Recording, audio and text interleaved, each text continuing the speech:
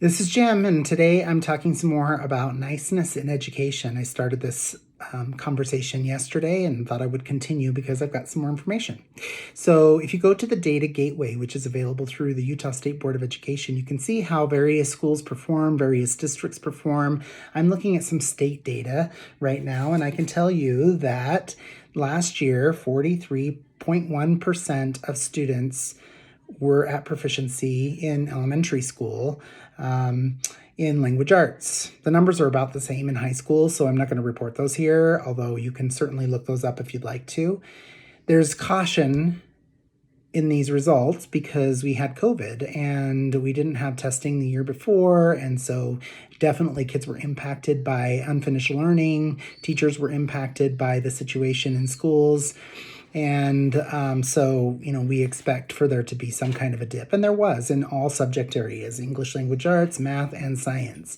But the dip isn't what you would expect it to be, maybe. We didn't go from 70 to 40. We didn't go from, 60 to 30. We went from 47% proficiency before COVID to 43% proficiency after COVID. We went from 47% proficiency in math to 41% proficiency. And we went from 51% proficiency in science to 46% proficiency over a 2-year span. So there was some unfinished learning, but not huge, not significant, at least not in Utah, at least not evidenced by this data.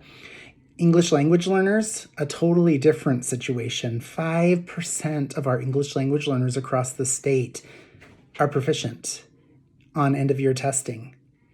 That went down to 4% after the pandemic. So, problems before the pandemic, problems after the pandemic. So when people say, well, we've had, COVID, and that's why we're experiencing some of the struggles that we're experiencing. Yes and no. We are experiencing some COVID unfinished learning that should be addressed through tutoring in schools. But we also had issues before the pandemic that were unaddressed. And so I want you to contrast those results. Let's even look at the 2-year ago data. 47% in language arts, 47% in math, 51% in science, 5% of English language learners making progress, or actually, making proficiency. Those are two different things.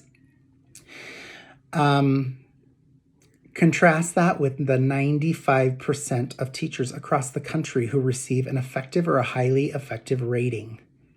Now, this is really, really troublesome. This is where niceness comes in, right? We're being really nice to our teachers by not wanting to give them any constructive feedback, by not wanting to give them anything lower than an effective, some of them even highly effective. But we're not being very nice to our students. 5%, that's not nice to English language learners. Lower than 50% in almost every single area, that's not nice to our learners. So when do we start to prioritize our students? I bet if you looked at any mission statement or vision statement from districts across the state, you would find that they want to be student-centered, that they believe children come first. Well, this doesn't seem like it. It seems like the adults come first because we're being really, really nice to the teachers on their evaluations, but we're not being very nice to the students. Now, evaluations may not be the best way to make progress in schools, and there has been some research to show that it isn't.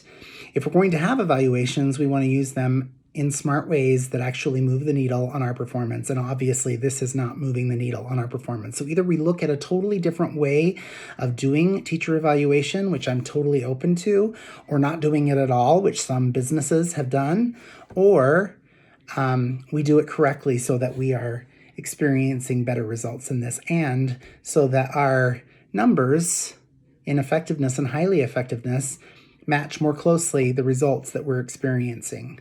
I don't have the data for how teachers in Utah are rated effective or highly effective. I'm sure it's out there somewhere and I can do a little bit of a digging, but still, it's high because the national average is high.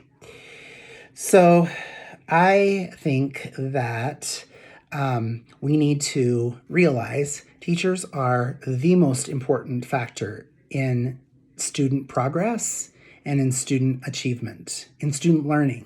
They are the factor that makes the difference. Probably second is administrators. Administrators aren't doing their part either. I'm not just criticizing teachers because they are obviously being really nice and giving teachers these high ratings when the results are indeed problematic.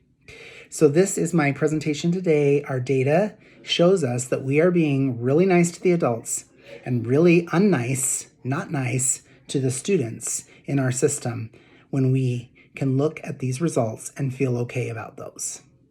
Thank you.